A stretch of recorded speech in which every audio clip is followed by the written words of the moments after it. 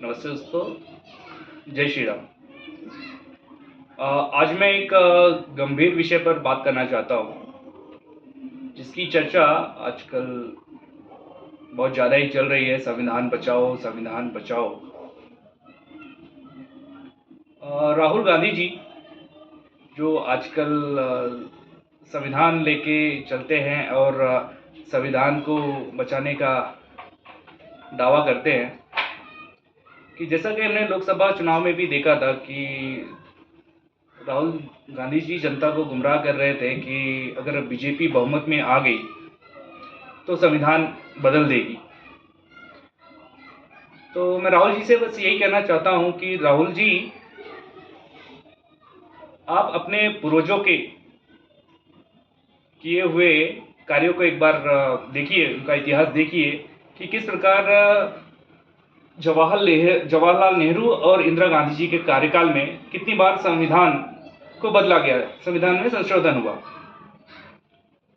1950 में आर्टिकल 26 आया। उस समय जवाहरलाल नेहरू जी प्रधानमंत्री थे। तो आर्टिकल 26 में धर्मांतरण को जो है कानूनी रूप से मान्यता दी गई, और मतलब कोई भी अपनी स्वेच्छा से अपना धर्म परिवर्तन कर सकता है। 1947 में के सेंसस के हिसाब से उस समय भारत में हिंदुओं की आबादी करीब 87 से 88% थी, और यह धर्मांतरण कानून के फलस्वरूप हम देखेंगे कि जो लास्ट सेंसस हुआ था 2011 में, हिंदुओं की आबादी करीब 78% थी, और 3-4 महीने पहले ही हमने एक समाचार सुना कि हिंदुओं की आबादी करीब 8 से 10% कम हो गई है, जो कि अभी एट प्रेजेंट में 2024 में करीब आबादी होगी 71-72%। जब उसी कानून जो आर्टिकल 26 का दुष्परिणाम है, जो हिंदुओं की आबादी साल दर साल कम होते जा रही है। अगला संविधान संशोधन जो उसी साल में नेहरू जी के कार्यकाल में हुआ, आर्टिकल 28 ला के, उन्होंने आर्टिकल 28 के जो लागू होने के बाद से कि हिंदुओं को अपने धार्मिक शिक्षा का अधिकार खत्म कर दिया गया। मतलब पहले क्या होता था कि पहले भारत में गुरुकुल शिक्षा पद्धति होती थी, जिसमें बच्चों को धर्म शास्त्रों के अलावा उनको राजनीतिक विषयों की भी शिक्षा दी जाती थी, और उनको जो आगे जो जीवन में उपयोगी हो जीवन यापन के लिए, उसके जो है स्किल के हिसाब से उनको शिक्षा दी जाती थी। उनको मतलब धार्मिक शिक्षा और राजनीतिक शिक्षा दोनों भी दी जाती थी। जो ये आर्टिकल 28 आने के बाद में धार्मिक शिक्षा बिल्कुल बंद हो गई, जिससे आजकल देखेंगे युवाओं में उनको धर्म के प्रति कोई मतलब उत्साह नहीं रहा, धर्म के प्रति अभिमान नहीं रहा, क्योंकि उनको धर्म के बारे में जानकारी ही नहीं है। जो अगली जो है गलती जो इस हिंदू देशी कांग्रेस के कार्यकाल में हुआ, आर्टिकल 30 लाके, आर्टिकल 30 के परिणाम स्वरूप जो है मतलब जो मुस्लिम समुदाय है उनको अपनी धार्मिक शिक्षा की आज़ादी दे दी गई। परिणाम स्वरूप क्या हो रहा है कि हम देखेंगे कि आजकल मतलब जो है, आप भी अपने आसपास में देख सकते हैं कि बहुत सारे मदरसे खुले हुए हैं। तो मुस्लिम बच्चों को उनको धार्मिक शिक्षा बचपन से ही दी जाती है, जिससे उन्हें अपने धर्म के प्रति ज़्यादा अभिमान है। उनके लिए धर्म ही सर्वोपरि है। पहला जो है प्रायोरिटी वो अपने धर्म को दे, क्योंकि उनको बचपन से ही अपने धर्म के बारे में उनको ज्ञान दिया जाता है। तो अगला जो है 1950 में इन्होंने ये 3 कानून जो है संविधान में उन्होंने संशोधन करके लाए। अगला जो है उन्होंने कानून लाया 1951 में HRCE act, Hindu religious charitable endowment act. तो इस कानून के अनुसार उन्होंने क्या किया कि जितने भी देश में बड़े मंदिर थे, उनके रख रखाव की मेंटेनेंस की जवाबदारी सरकार ने अपने अधीन कर लिया, जिससे जो भी श्रद्धालु मंदिरों में पैसा आभूषण जो भी चढ़ाते थे वह सरकार अपने पास में लेने लग गई। ये कहीं ना कहीं है तो ये भी एक गलत है, क्योंकि बाकी के जो धर्म हैं उनके जो रिलीजियस प्लेसेस है, जैसे ईसाइयों के लिए चर्च है, मुस्लिमों के लिए जो ईदगाह है, मस्जिदें हैं, उनको अपने अंडर में नहीं लिया। सिर्फ उन्होंने हिंदुओं के मंदिरों को ही अपने अंदर में लिया और उनमें जो भी चढ़ावा जाता था वो भी सरकार लेने लग गई और वह सबका साथ सबका विकास के लिए यूज करने लगी, जो भी गलत है पूर्णतः। मेरा मानना है कि जो मंदिरों में जो पैसा चढ़ाया जाता है उसका उपयोग सनातन संस्कृति के लिए हो। आजकल हम देखेंगे कि बहुत जगह बहुत सारे गांव में जो है बहुत ही मंदिरें जो है प्राचीन अवस्था में है, उनका देख रेख करने वाला कोई नहीं है। तो अगर यह पैसा सनातन संस्कृति को बढ़ाने के लिए उपयोग में लाई जाए, गो संवर्धन गतिविधि के लिए लाई जाए। आजकल हम देखेंगे कि गौ माता की स्थिति काफ़ी दयनीय हो गई है। उत्तर प्रदेश, बिहार, अलग राज्यों में देखेंगे कि गौ माता को जब वह दूध देने योग्य नहीं होती, किसी काम की नहीं होती, तो उन्हें सड़कों पे छोड़ दिया जाता है। उनके भूखे मरने की मतलब जो है नौबत आ गई है इसको। अगला जो नेहरू जी ने संविधान में अगला बदलाव किया 1956 में, हिंदू कोड बिल लाके। सोचिए कितना कितना मतलब जो है हिंदुओं, मतलब इससे उनकी मानसिकता समझ में आती है कि कितना यह हिंदू द्वेषी सरकार रही थी। तो हिंदू कोड बिल के अनुसार जो हिंदुओं को संविधान के कानून के हिसाब से ही सारे कार्य करने हैं, जबकि मुस्लिम समाज के लिए उनका अपना अलग से पर्सनल बोर्ड था।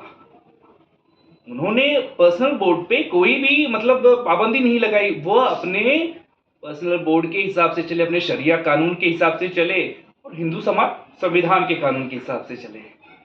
तो ये भी मतलब बराबरी मतलब जो है, ऐसा क्यों सिर्फ हिंदुओं के ही खिलाफ क्यों? अगर एक देश है तो एक कानून होना चाहिए, सबके लिए होना चाहिए। आजकल आप देखेंगे कि लोग यूनिफॉर्म सिविल कोड के बारे में भी बोलने से कतराते हैं। क्यों? अगर एक देश है, एक संविधान है, एक एजेंडा है, तो एक कानून सबके लिए क्यों नहीं होना चाहिए? अगला जो है बात हम करेंगे रिजर्वेशन एक्ट, आरक्षण की आग।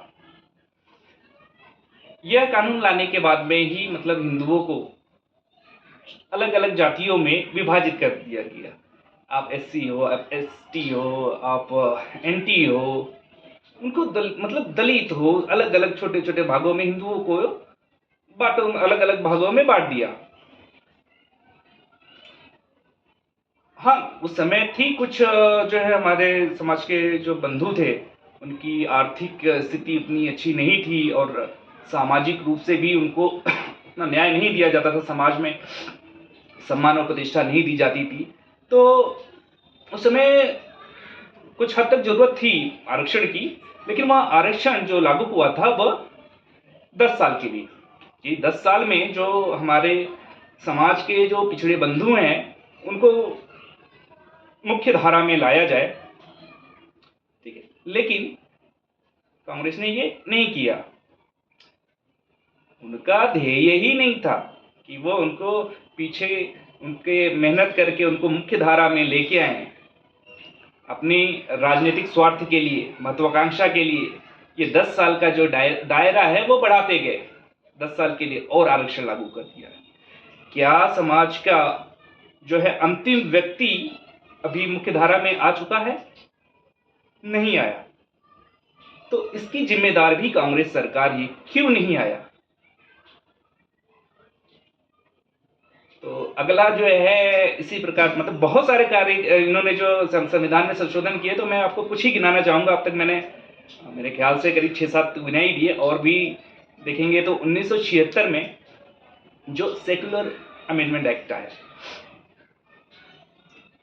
1975-76 में उस समय जो आपातकाल, इंदिरा गांधी उस समय प्रधानमंत्री थी, उन्होंने देश में आपातकाल घोषित कर दिया। और देश के उस समय जो बड़े नेता थे, जयप्रकाश नारायण, अटल बिहारी वाजपेयी, लाल कृष्ण आडवाणी, लालू प्रसाद यादव जी, नीतीश कुमार जी सबको जेल में बंद कर दिया और बिना संसद में चर्चा किए हुए, बिना किसी से कुछ डिस्कशन किए हुए संविधान में जोड़ दिया गया सेकुलरिज्म। मेरा ये मतलब कहना है कि 1947 में जो देश का विभाजन हुआ था वह धार्मिक आधार पे ही हुआ था। धार्मिक आधार पे हुआ था कि जो मुस्लिमों की मांग थी कि हमें एक हमारे धर्म के अनुसार एक हमें अलग देश चाहिए, उसके अनुसार जो पाकिस्तान बनाया गया।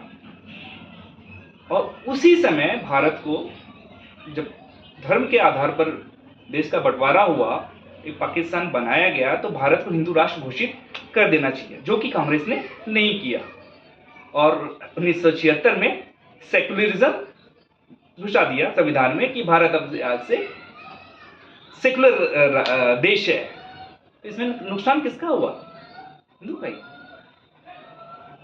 आगे हम देखेंगे तो 1991 में वर्शिप एक्ट लाया, पूजा स्थल कानून। मुगलों द्वारा कब्जा किए हुए जो जितने भी हिंदुओं के मंदिर थे, हिंदू जैन सिख के जितने भी तीर्थ स्थान थे, मंदिर थे, जो मुगलों ने कब्जा किए थे, इस कानून के अनुसार हम उनको वापस लेने का हमें कोई अधिकार नहीं रहा। हमारी कोई मतलब कोर्ट में कोई दलील नहीं सुनी जाएगी, हम उसको मतलब जो है उस पर क्लेम नहीं कर सकते कि हमारा स्थान था। इस कानून के अनुसार की जो भी 1947 के पहले की 47 तक जो स्थिति थी वो वही स्थिति में आगे रहेगी, भले पहले कुछ भी था। तो इस कानून के अनुसार हमने हमारे लाखों मंदिरों का इतिहास गवा दिया। इसमें यह बाहरी आक्रांताओं ने आक्रमण करके हमारे मंदिरों को तोड़ तोड़ के वहां पे अपने मस्जिद बनाई, तो हमारे बहुत सारे लाखों मंदिरों का इतिहास चला गया। अगले ही साल 1952 में यही कांग्रेस सरकार ने माइनॉरिटी एक्ट लाया। माइनॉरिटी एक्ट मतलब जो है एक विशेष जो है धर्म विशेष को एक स्पेशल दर्जा दे दिया गया, माइनॉरिटी, और उनको अलग से विशेष मतलब उनको फायदा, मतलब जो सी सरकार की सुविधाएं हैं उनको अलग से उसका फायदा मिलता था। तो एक माइनॉरिटी एक्ट ला गया। तो जब 1976 में देश को सेकुलर देश घोषित कर ही दिया था, तो अब ये माइनॉरिटी एक्ट लाने की क्या जरूरत थी? जब सेकुलर राज्य है तो माइनॉरिटी मेजॉरिटी की बात ही कहां है? सेकुलर जब कह रहे हो कि देश सेकुलर हो गया है। अगली जो है नेहरू जी उनका चलो, लेकिन कांग्रेस की सरकार थी जो 1945 में वक्फ बोर्ड कानून लाई और उसमें वक्फ बोर्ड को असीमित अधिकार दे दिए गए। अगर वह कहे, अगर आपकी संपत्ति पर क्लेम कर दे कि यह वक्फ बोर्ड की संपत्ति है, तो आप उसे बचा नहीं पाएंगे। आपकी सुनवाई किसी कोर्ट वगैरह में नहीं होगी, आपको वक्फ बोर्ड के पास ही जाना पड़ेगा। उनकी ही कमेटी उसको सुनवाई करेगी, उनका ही वकील रहेगा, उनका ही जज रहेगा। तो आप समझ सकते हैं कि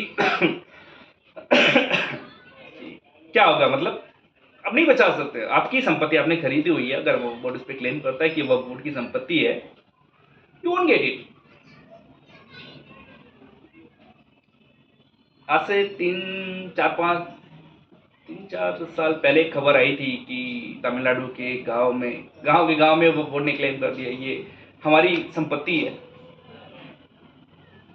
मुझे अभी का करंट स्टेटस नहीं पता, लेकिन ऐसे सुना था कि क्लेम कर दिया। यहाँ तक कि कुछ सालों पहले, 1-2 साल पहले की ये खबर थी कि जो हमारे देश के सबसे बड़े उद्योगपति है मुकेश अंबानी जी, उनका जो घर है एंटीरिया मुंबई में, वह बोर्ड ने दावा किया कि अभी वो बोर्ड की ही संपत्ति है। सोचिए, ये हिंदू द्वेषी जो है गवर्नमेंट कांग्रेस यहीं तक नहीं रुकी। 2004 में उन्होंने राम सेतु के खिलाफ एफिडेविट दाखिल किया कि मतलब ये रामायण कहीं न कहीं यह दर्शाने की कोशिश की गई है, जो रामलीला रामायण हुआ है, राम जी का हुआ जो भी राम सेतु बना था, वो सब काल्पनिक था, वो सब कुछ है ही नहीं। यहाँ तक ही नहीं रुकी, 2009 में जब मुंबई में आतंकवादी हमले हुए थे और यही कांग्रेस सरकार के उस समय के गृह मंत्री थे सुशील कुमार शिंदे, वो आरोप लगाए कि यह मतलब जो है हिंदू आतंकवादी संगठनों ने ये काम किया हुआ है। मीन्स आपने एक वर्ड सुना होगा, सैफरन टेरर, ये 2009 में ही आया। इस प्रकार कांग्रेस की सरकार में जितने हिंदू विरोधी काम किए हुए हैं, उसके लिए मैं एक लाइन कहना चाहता हूं कि औरंगजेब ने तो हिंदुओं को अपने तलवार से खत्म किया था, लेकिन इस कांग्रेस सरकार ने संविधान के दम पे हिंदुओं को कितना नुकसान पहुंचाया हुआ है।